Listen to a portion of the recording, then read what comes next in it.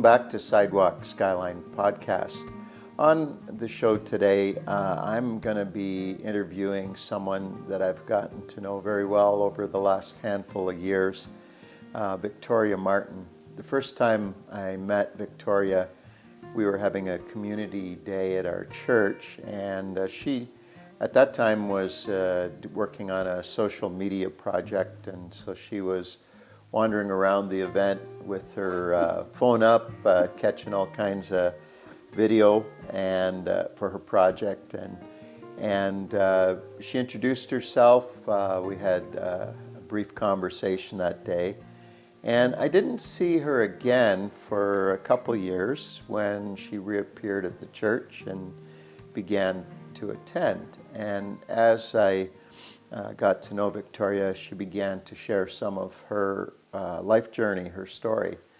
And it was some of the things that you were telling me, Victoria, were so incredulous. I wondered at first if you were making things up, but I was wrong, because as I continued to get to know you and began to put the pieces together, I realized, no, these things really happened, and it's a miracle that you're able to be here today, to function so well, and to have such a joyful disposition.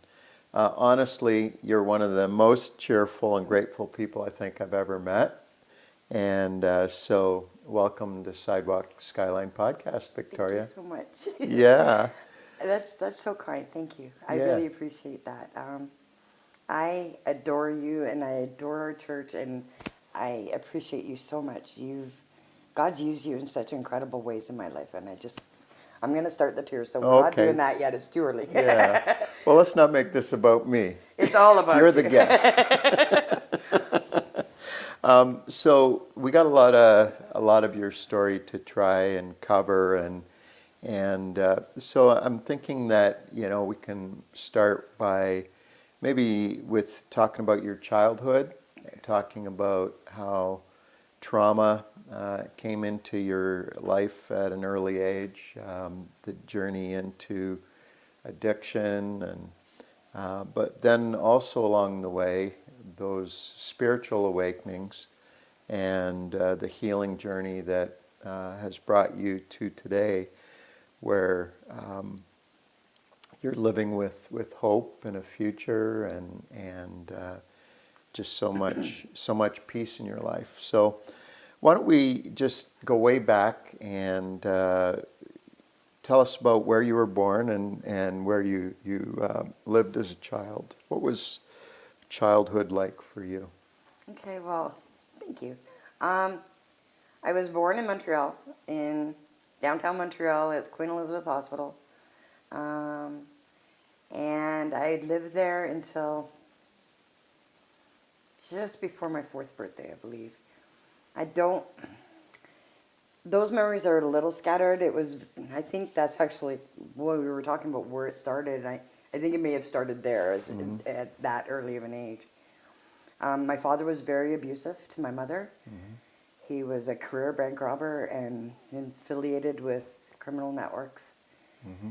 And he used to beat my mom. And one of my earliest memories was the bed being soaked in blood and her being taken away. So, and then kind of my next memory is, but I remember my father playing games with me too. So there's like little scattered memories, but we lived there, and she ran away from him, and we moved to Vancouver just before I turned 4. So I grew up in Vancouver, but was born in Montreal. Okay.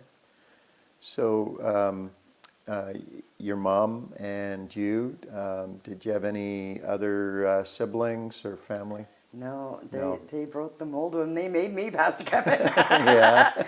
They were like, that's it, we're one and done on her. One and done. Yeah. So I'm a lot. Come on now. Yeah. So do you remember how did you just fly to Vancouver? Or take... Yeah. The stories from what my great-grandparents lived in Vancouver. Mm-hmm. My great-grandfather was Cecil Bradford. He actually designed the Players logo for. He worked for Imperial Tobacco, and he designed the sailor Oh, yeah. on the Player cigarette packages. Yeah. Yeah. When he was in the war, he was a supply sergeant, and he Yeah. had it in his supply notebook. We sold it back to Imperial Tobacco, but yeah, it was really neat. But he was a commercial artist who was taught by the Group of Seven, and then my great grandma that he lived with, they lived in the Arbutus, Kerrisdale area of Vancouver.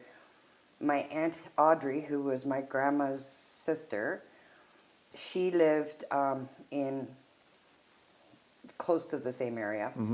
And so her husband at the time, my Uncle Rick, sorry, getting them mixed up now. He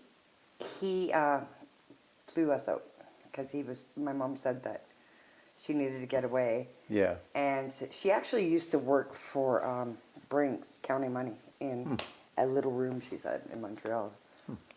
I don't know.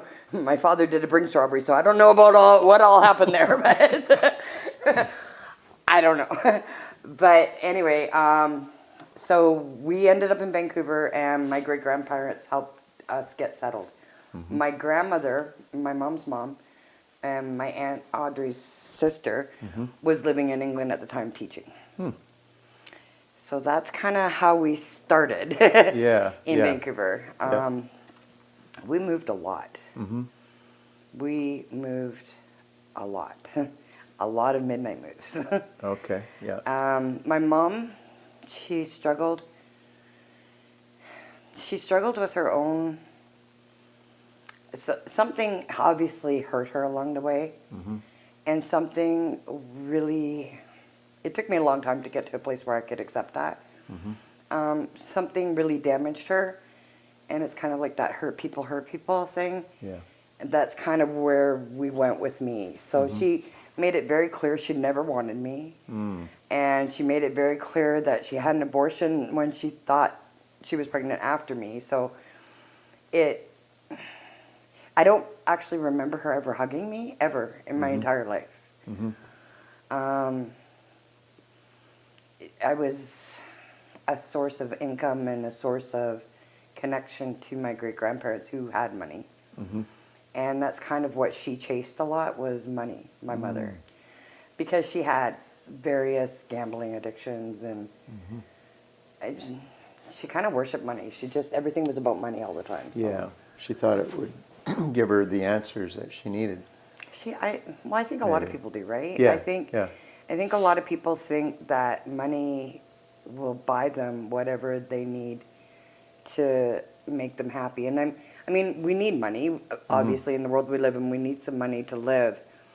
But it always went beyond that. She always wanted the big paydays and the big extravagant things, and she couldn't afford it. We grew up in a rooming house in Vancouver that overlooked the Beaumac sign, and we shared a bathroom down the hall with several other people. There was...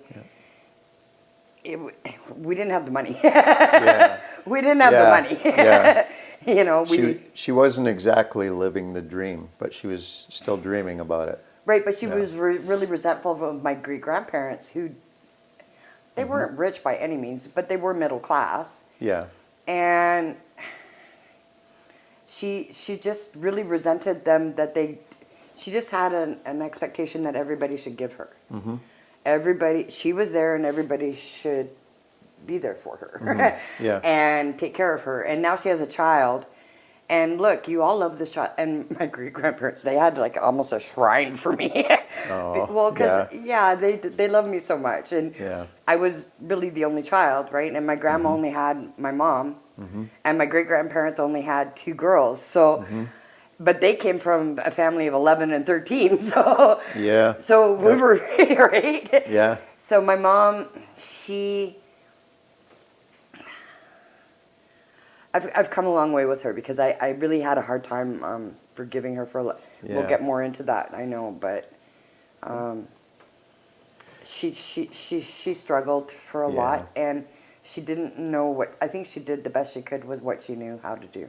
So every kid, I think every child has a desire, whether they have a mom and a dad or just one, to want to please them, want to get their approval.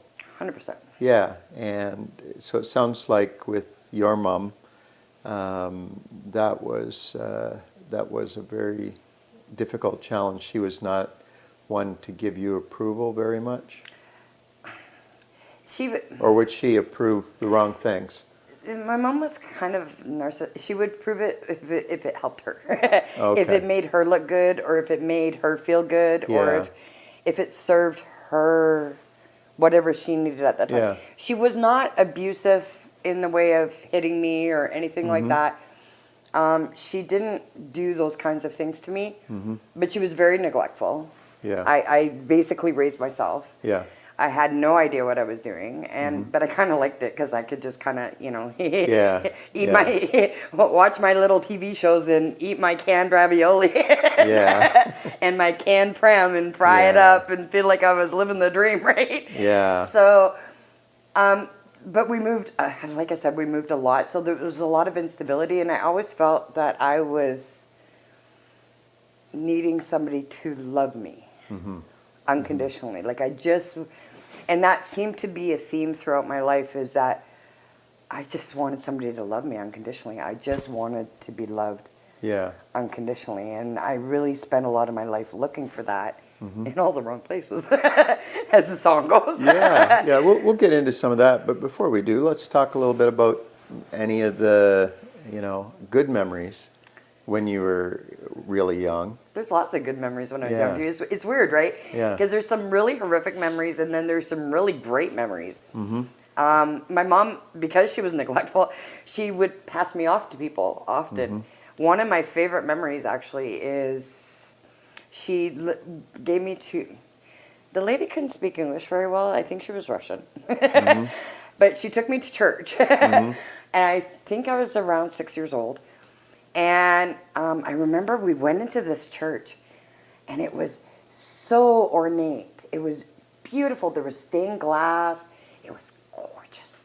And I was like, ooh. I felt like I was in a castle. I was like, oh, this. And the man standing at the front, who was obviously the pastor or preacher, he was dressed in ornate golden gowns with golden sashes. Yeah. And I was like, it's Santa Claus. I had no idea. Santa Claus. That's who I thought it was. Yeah. And I guess the lady I wish I could remember her name. I can't remember her name. But she's like, do you want to go talk to him? And I'm like,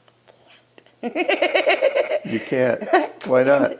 because I was scared. He was yeah. bigger than life. He was just, I don't know. He was just amazing. Yeah. Like the gold on that picture back there, he was just covered in it. It was just. Oh, yeah. Yeah. And I was like, yeah, go do it. And she's nudging me. So I go up to him and I said, all I want is to be loved unconditionally. And for some, to have 2.5 children. Oddly enough.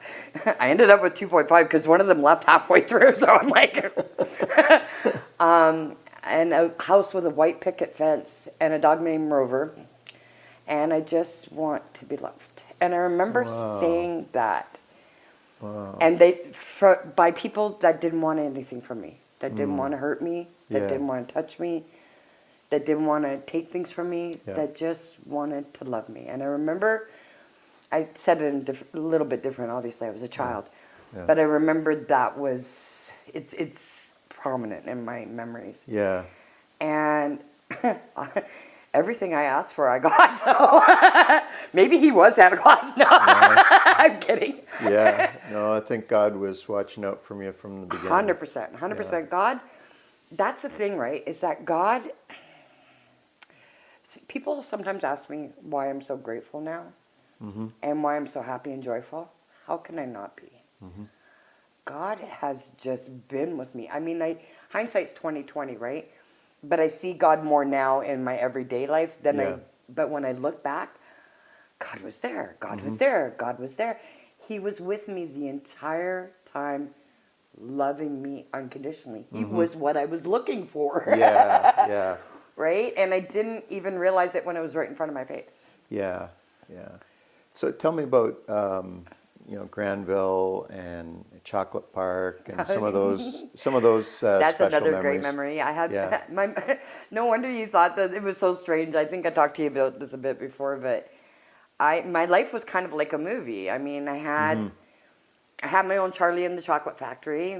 We called him Mr. Purdy, but the owner of Purdy's Chocolates Yeah. was at 7th Avenue in Vancouver, and I lived about 2 blocks away. Yeah. And he was an introvert, just like on the movie. He was very introverted, but his wife played piano. And I remember just sitting on the rope swing, listening to her play the piano. It Where just- was this at? in Vancouver on 7th Avenue. Purdy's. He lived there on Yeah, 7th? he lived in one house Yeah. here, and the factory was over here. Okay. And so where was the swing and The swing, piano it and was all that? pretty rough at first. Yeah. There was a little like rope tire swing thing. Yeah. But then he negotiated with the city to put in a circular driveway for his delivery trucks. Okay. Yep. And he negotiated to build a playground for the neighborhood kids. And that was called? Choklit Park. And Wow. us kids named that park. And there's a big Yeah. write-up about it, actually. Yeah. So the group of us, of us kids, my little friends at the time, Yeah. it was my happy place and my escape place and the Yeah. place I could go where I was having fun. There was Yeah. slides that went almost all the way down to the Granville Island Public Market. Yeah. Big metal slides. Don't recommend that in the summer. Yeah. But they were these great slides and these. So he built this really fun park. I got married in the park, by the way. Wow. To one of them, one of my little friends. We got married and they did a little ceremony. I think we were 7. Okay. And he used to do scavenger hunts, and he would hide chocolates around. Oh my goodness. He would do it at Easter, all for us neighborhood kids, because we were fairly low poverty. We had no income. We were low income. Yep. Most of us. There Yep. was one of us that became a symphony violinist with the Vancouver Symphony Orchestra, but. So he would hide the chocolates around, and we would do the scavenger hunt, and he'd be at the end with a big, huge chocolate from his chocolate factory. Yeah. And I was rebellious then too. Yeah. And we used to try to steal the chocolate that they throw out into the bin. Yeah. So we would be climbing up there, and he was worried about us. He was worried that we would get hurt. Yeah. So he put a ladder. I think I sent you a picture. Yeah. He put a ladder there so that we wouldn't hurt ourselves when we were trying to steal the throwaway chocolate. So he was so good. And when I moved to Windsor, actually, I was in Devonshire Mall, and I was like, oh, Purdy's chocolate. It was like this great, happy, exciting memory because it was one of my best memories of growing up. And so I went and talked to the people who worked there. They messaged his daughter, Yeah. who talked to her father, who was quite elderly at the Yeah. time. He remembered me. Oh my goodness. I was like, how can he remember me? He used to watch you out the window, and you'd just be playing and having so much fun. And she sent me a letter. I can send it to you. I still have it, I'm sure. And they sent me a letter saying that it just pleased him so much. I mean, he was well into his 90s by then. So Yeah. But they also do amazing work, donated work in Africa and in villages, and they help build villages in Africa. So they're good people. Sounds like it. Sorry, it got me excited about the chocolate there. yeah. Little Victoria, who tells the priest or the minister, what I want is unconditional love. The little girl that wanted unconditional love, what happened to her? You want to go there?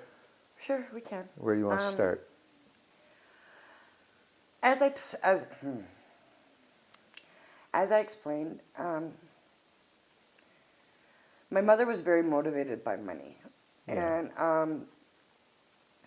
she would go to the racetrack, and she would meet men at the racetrack, and sometimes the men would take a liking to me and pay her to let me see things or let me do things, and How old?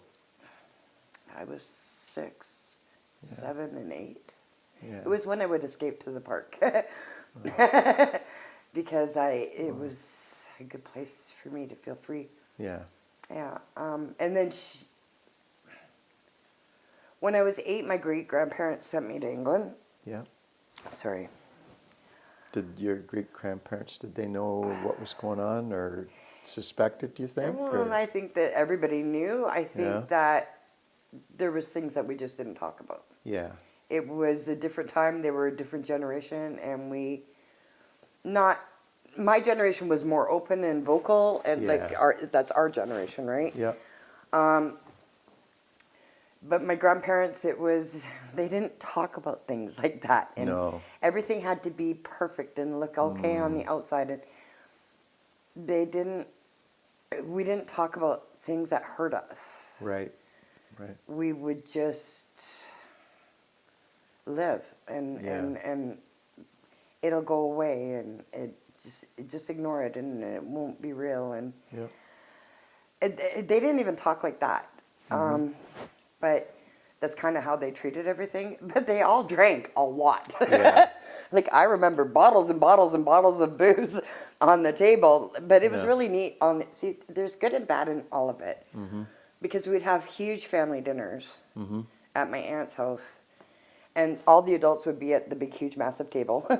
And then they'd set a little side table. And it would be set up exactly like the adult table. Except I'd have Shirley Temples. And they had the table with all the same knife, fork, spoon, cutlery, dishes. And all the same linens and everything. And I was like, and everybody's like, oh, they were like, children should be seen and not heard, right? And I'm like, no, are you kidding? I loved it. I felt like I was a princess. I was like, I had my own spot, and nobody was fighting with me over the bread. Nobody's trying to reach over me. It was good. That princess is still in there somewhere, isn't she? Yeah, you can take the girl off the street, but you can't.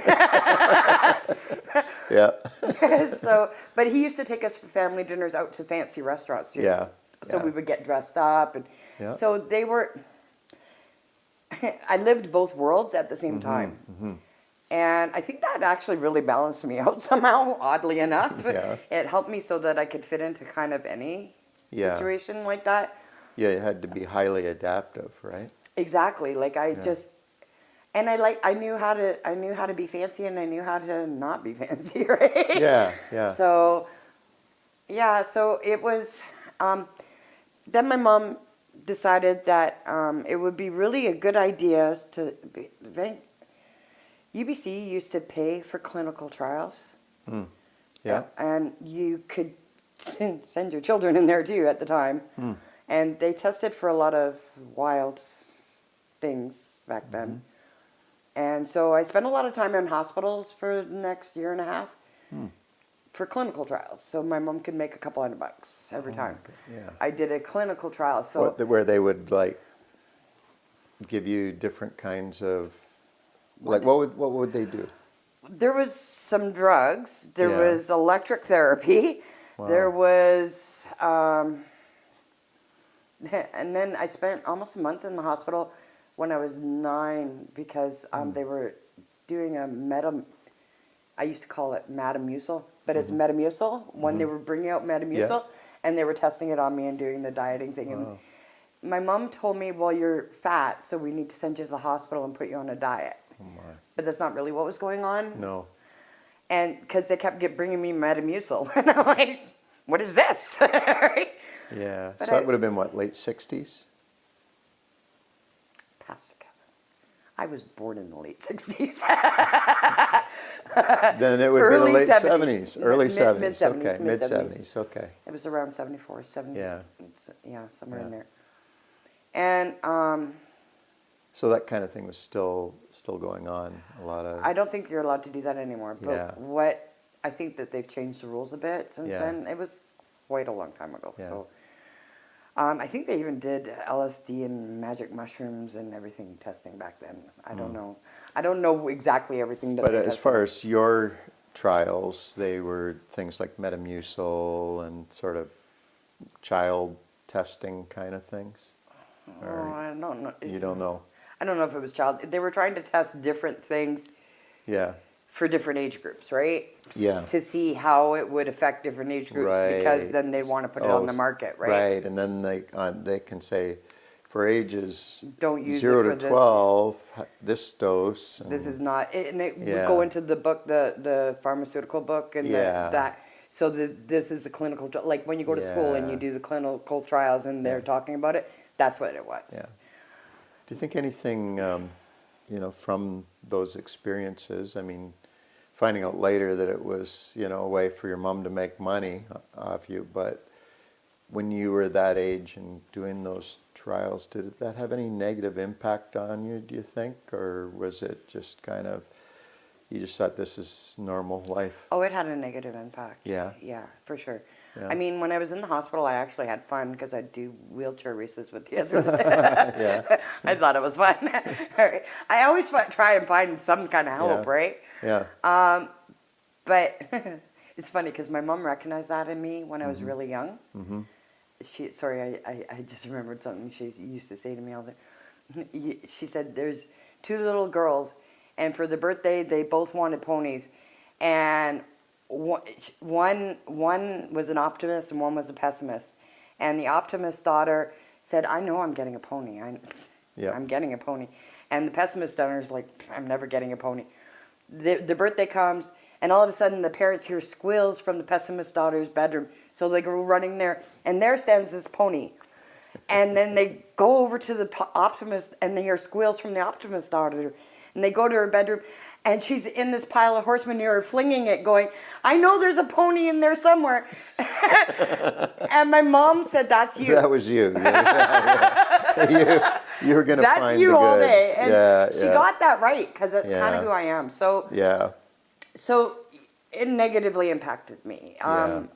It's actually what led me to end up leaving home. Yeah. She got me kicked out because I challenged her and I said, Mom, I don't feel so good when these clinical trials, when I'm coming back from these, because I feel sick after, right? Yeah. And I said, and I read somewhere that she had to have my consent after I turned 13. Mm-hmm. So when I was 12, I said, Mom, I need to stop doing this for a while. I said, can we just take a break for a while? Yeah. And she took me to my aunt's. We had a fire in the house that I helped save my great-grandpa from. Mm-hmm. And so we had to leave and we went and stayed at my aunt's. And she locked me out one day. Mm-hmm. And two people came in a car. And I had no idea who they were, so I tried to fight them. Mm-hmm. Yeah. And I was really violent back then. And you were how old? 12? I was 12. It was a couple of weeks before my 13th, or a week before my 13th birthday. I was really young. And I was getting violent then. Yeah. I was getting angry and violent, and I was lashing out at that point in my life. Anyway, the people came, and I tried to fight them, and the police came and forced me into the car, and they took me to the place in Vancouver that's the social services. Mm-hmm. And they said, you're being apprehended. And I'm like, I thought I was getting arrested. Yeah. I'm like, for what? Okay, I think I broke something. Nope. That's all good. Okay. And I said, Just a mouse, I think. fantastic. Okay. Stay over there. And I said, for what? And they said, well, you can't stay with your mom anymore. Mm.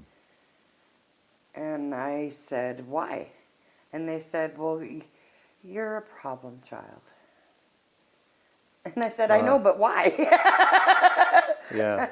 I said, I'm not really a problem child. I said, I don't like when they do certain things. And they said, well, we're going to put you over here. So they asked me to go stay in a room, and I was out the back door. Mm.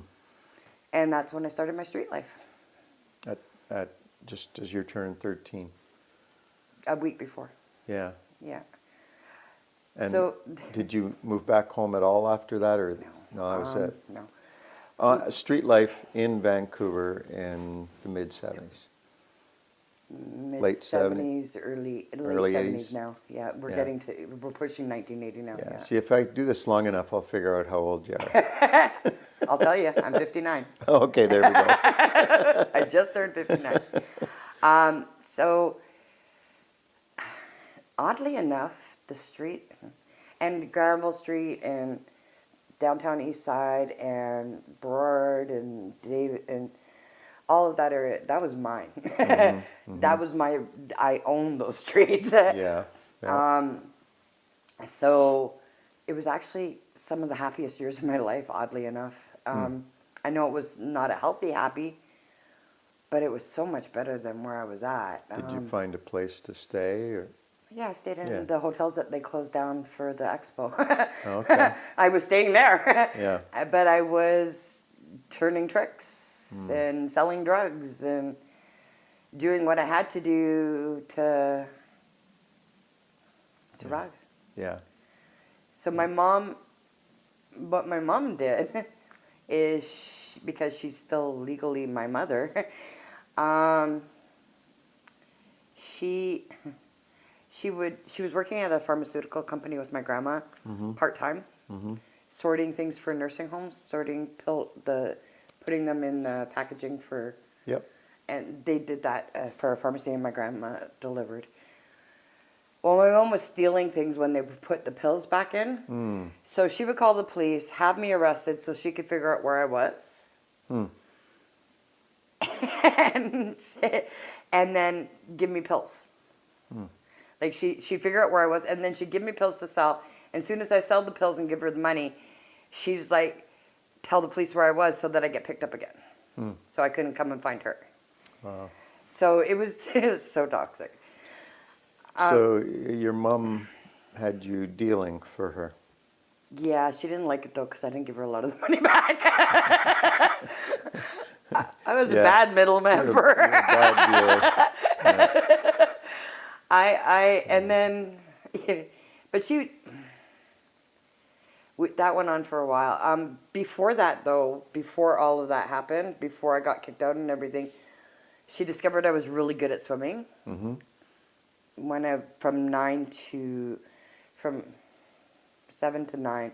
So I used to go swimming. That was my other escape. So when I was living in Vancouver, and I was a champion swimmer, I was doing very well. And I actually qualified to do the Olympic trials. I didn't actually get into the Olympics because it was 1980 and they But you were boycotted them. You were a highly competitive swimmer. Right, because my plan was when I lived in Vancouver, I would sit on the beach and I'd look out at English Bay and see all the ships out there. Yeah. And I was trying to swim out to them. I was going to swim out to them and stow away on one and go again. That was my escape plan. Wow. That was my escape plan until I tried it one day. And then I guess apparently there's boats out there that are police. Who knew? And they come up beside me and they're like, "You're not allowed to do this." I was a kid. Yeah. I was. How old? I was probably 9, 10. 9 or Maybe, 10. Maybe 11. Gonna maybe. swim in the ocean out to. Oh, I swam in the ocean every day. It was the best. Yeah. I used to leave. I used to go straight to swimming practice from school in the morning before I go to school. Yeah. Come home go to school after school and then go back to the swimming thing. Yeah. It was like a perfect escape for me. Yeah. But when she thought that I could be an Olympian, she got a little more attentive. Yeah. Here's my dream come true. Yeah, she's like, "Ooh, I could get money from this one." So anyway, they told me I couldn't do that, so I didn't try and do that again. So I had to come up with another plan. So, when you were living on the streets and doing tricks, selling drugs, starting to see probably a lot of trauma around you, and no doubt there was some traumatic experiences that were happening on the streets too at some point. Yeah, there was. I see. God's always put really good, maybe not always really good people, but a hedge of angels around me, whether they're good ones or not. Yeah. Like, he's always had people around me who've protected me and helped me. Yeah. Always. Yeah. And I'm so grateful. Thank you, God. He, you know the early wrestlers in Vancouver? Well, they took a shining to me. Yeah. They liked me. And so they decided to start watching me when I was out there. And I remember there was one time some guy wasn't very nice. And they went and grabbed him and pulled them into their car and did whatever. Laid a beating on him. Oh, well, yeah, it was pretty bad. I mean, there was terrible things that went on then. So those kind of things were happening. Because, okay, I'm just getting my thoughts together. Because everybody had always done things to me for free, in my mind I rationalized it, at least I'm getting paid for it now. Right. That's literally how I looked at it. Yeah. Now, I used to go to all the drag shows. They all loved me too. It was, it was just the lifestyle. And they all loved me. And that's what I was looking for. They were giving me what I needed to. Like I talk about, I need to be more gentle about how I talk about my mom that way. Because there was things that I needed that I sought out too. Yeah. It wasn't just her. I think that we do that as human beings, right? Yeah. Yeah. So, well, let me ask you this: when somewhere along the way, drugs and alcohol came into the picture, and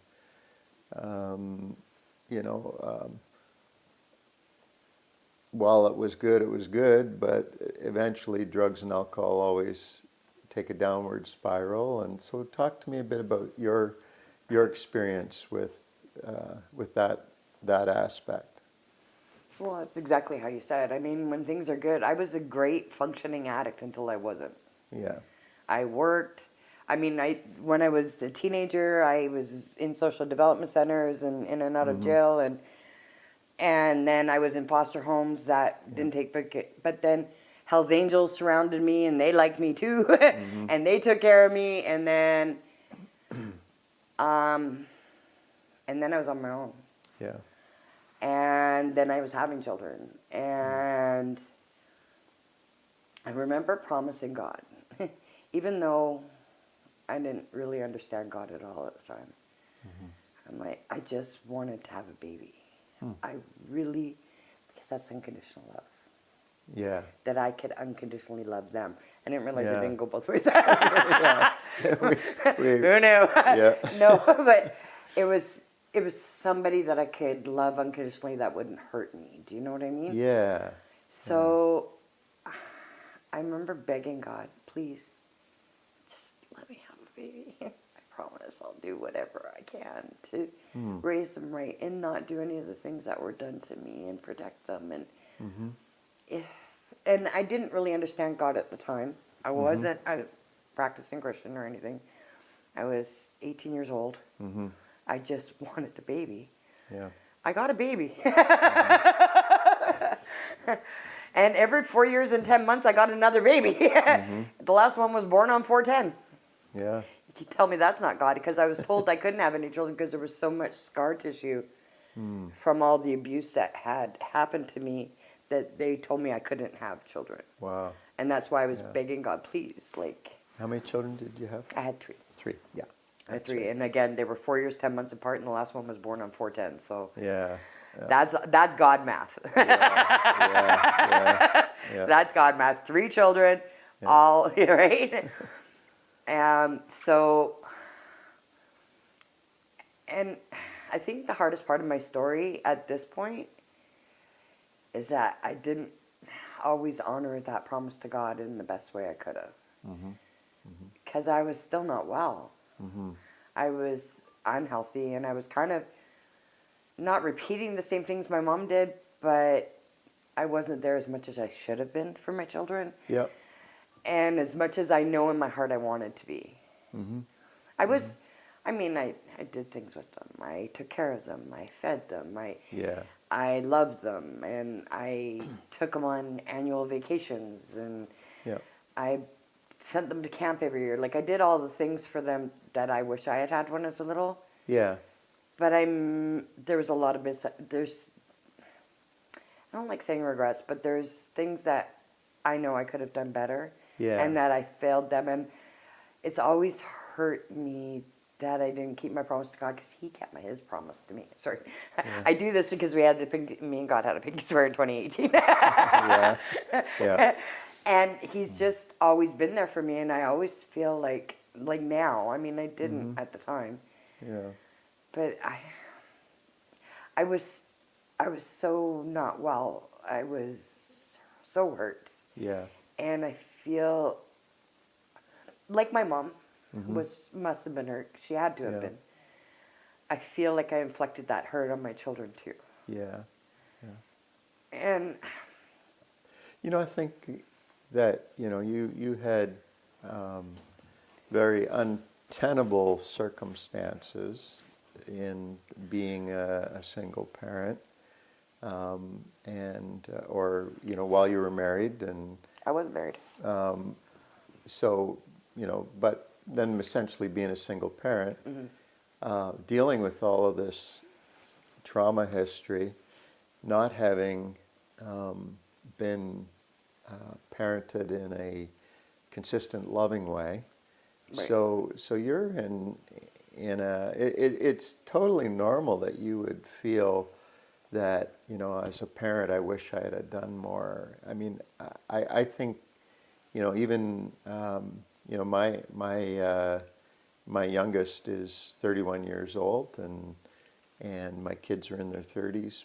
But as a father, I still will wrestle with feelings of I wish I had have been more intentional about this. I wish that I had have dealt with that issue in myself sooner. I'm grateful that my kids are forgiving, and that but especially that I also had Marcia, like we raised the kids together, Right. and I think a lot of times she was the heavy lifter. I can't begin to imagine doing it alone, and you did it alone.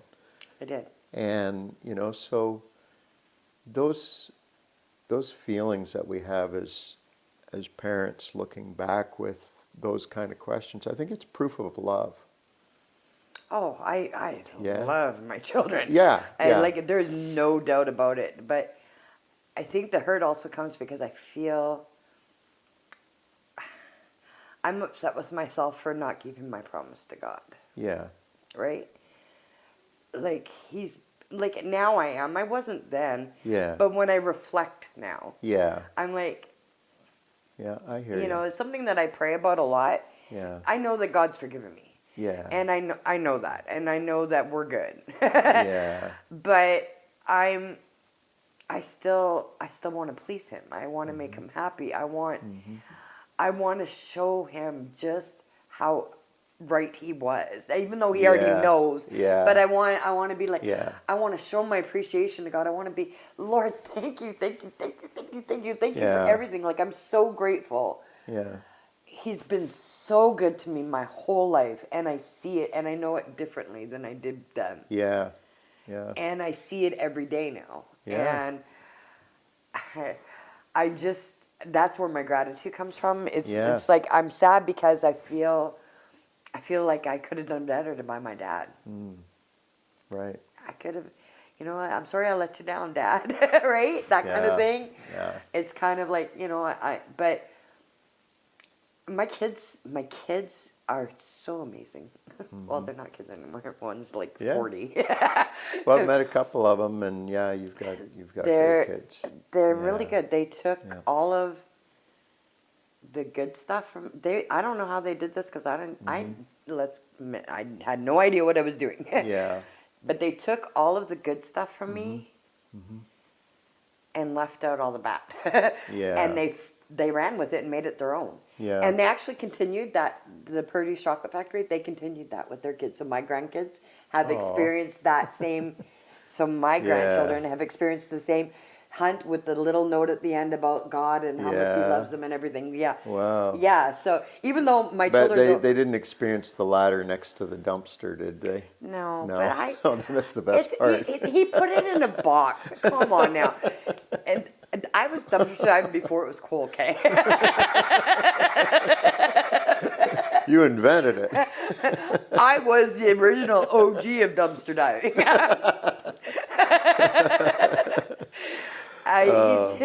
He just wanted to protect us. Yeah. That's why he put the ladder wasn't there. We used to climb it. Yeah. Mr. Purdy. His name is Charles, and I can't say his last name, but we called him Mr. Purdy. Mr. Purdy's chocolate. Thank you, Victoria, for sharing your life with us. On the next episode of Sidewalk Skyline podcast, Kevin and Victoria will wrap up the discussion of her traumatic childhood of addiction and abuse and show how finding Christ and following Him has given her a hope and a future. See you next time on Sidewalk Skyline podcast.